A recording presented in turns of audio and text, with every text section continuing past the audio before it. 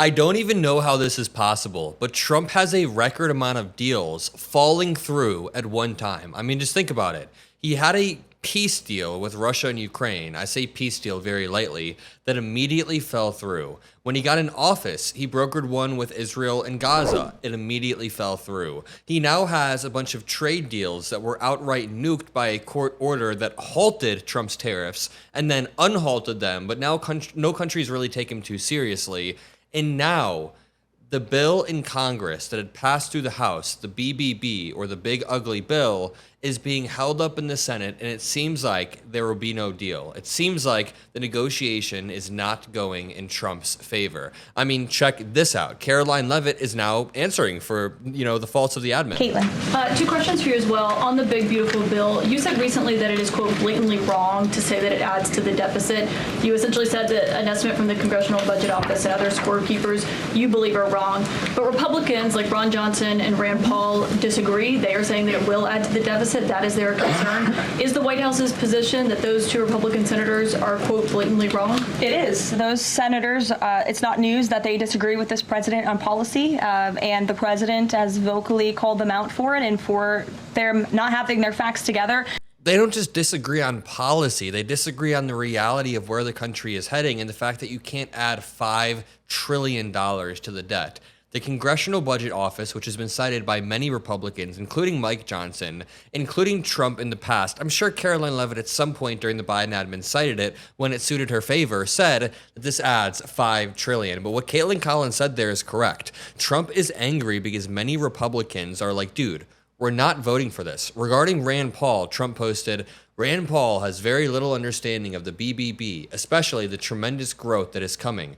How can anyone have understanding of the BBB when it's 1,200 pages and you haven't given anyone time? Remember, there are secret provisions that Trump and his team tried to slip in, such as not being able to hold the Trump admin officials in contempt, which is wild. He then says he loves voting no on everything. He thinks it's good politics, but it's not. The BBB is a big winner. Maybe Rand Paul is just more of a classical, normal Republican. Of course, we disagree with Rand Paul on a lot, and he is very, very Trump-aligned, but I'm pretty sure he just doesn't want the debt to blow up in all of our faces. Here's Caroline Leavitt answering more for the Big Beautiful Bill. Just cross, Caroline, how mad do you think President Trump is going to be when he finds out that Elon Musk said, I'm sorry, but I just can't stand it anymore. This massive, outrageous, pork-filled congressional spending bill is a disgusting abomination. Shame on those who voted for it. You know you did wrong. You know it. Look, the president already knows where Elon Musk stood on this bill. It doesn't change the president's opinion. This is one big, beautiful bill, and he's sticking to it. Yeah, thank you. What a terrible answer. When Elon Musk came out and shredded Trump, he said, I'm sorry, but I just can't stand it anymore. This massive, outrageous, pork-filled congressional spending bill is a disgusting abomination. Shame on those who voted for it. You know you did wrong. You know it. 13 million views in the course of the past 90 minutes, meaning Elon is now leveraging the platform that he used to build Trump up to tear Trump down. We have another clip of Caroline Leavitt being forced to answer for another deal falling through, this time talking about the trade deals with other countries. So they originally said when Trump got into office, 90 deals in 90 days. There have been 0 deals cut so far. Any deal that Trump claims to have cut, we have no text for it. So it's been just about a month since Prime Minister Starmer and President Trump announced that the U.S. and U.K. had reached a trade deal, or at least a framework for a deal. Now there are at least some conservative MPs in London who are complaining that Parliament has not yet seen the text of any deal.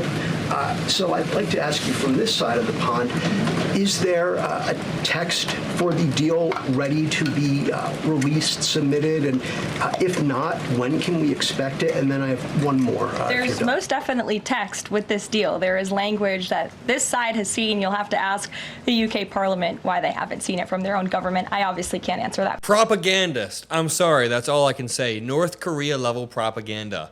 There is 0 text.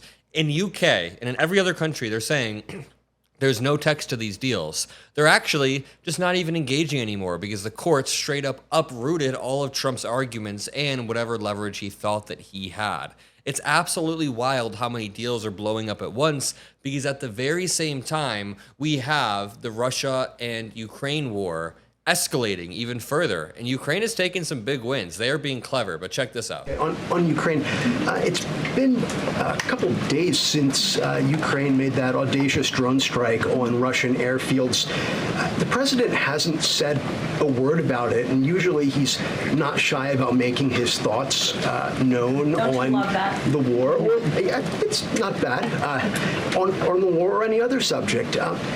What have you heard from him on this audacious drone strike? Is he surprised? He said that Zelensky didn't have the cards when they met in the Oval Office a few months back. Does Zelensky possibly have some cards that the president hadn't known about? Look, the president's thinking on the Russia-Ukraine war as it stands, I spoke to him about it just this morning, is he remains positive at the progress that we've seen. Again, he urged both leaders to sit down and talk directly with one another, and they did that. Russia handed over a memorandum of peace, or a peace plan, or a suggestion of one, I understand, to the Ukrainian side. They also agreed upon the exchange of prisoners or hostages from each other's countries. So he remains positive about the progress that we're seeing, but he also is a realist. And he's not a realist, and she just told a slew of incredible lies, especially... Look, the president's thinking on the Russia-Ukraine war as it stands, I spoke to him about it just this morning, is he remains positive at the progress that we've seen. Again, he urged both leaders to sit down and talk directly with one another, and they did that.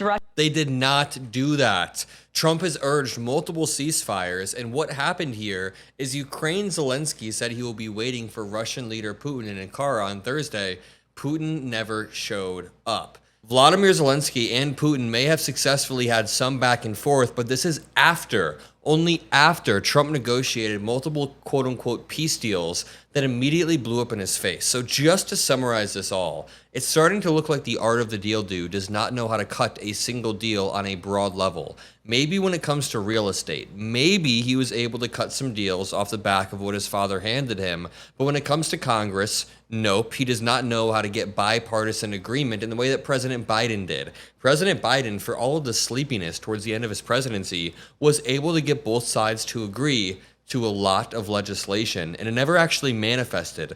If he was sleepy, it never manifested into his policy. With Trump, it doesn't matter whether he's cognitively declining or not. He is cognitively declining, but his policy, his ability to cut a deal is just so juvenile and infantile and undeveloped on this scale that you see it every single day, whether it's with Russia and Ukraine, whether it's with India and Pakistan, that fell through, whether it's with Israel and Gaza, that fell through, whether it's with the UK or France or any other of the 100 countries he promised a trade deal with, that fell through. He finally puts a bill up through Congress, it gets to the House because Elon Musk probably threatened people, and then once it's in the Senate, Elon Musk learns more about it, nukes that, and Trump can't get this. It falls through. Everything he touches falls through, and I'll leave it at that. If you appreciate these videos, if you want to become a part of the crew, you can drop a like, you can subscribe. I love each and every single one of you that watches these videos on a daily basis.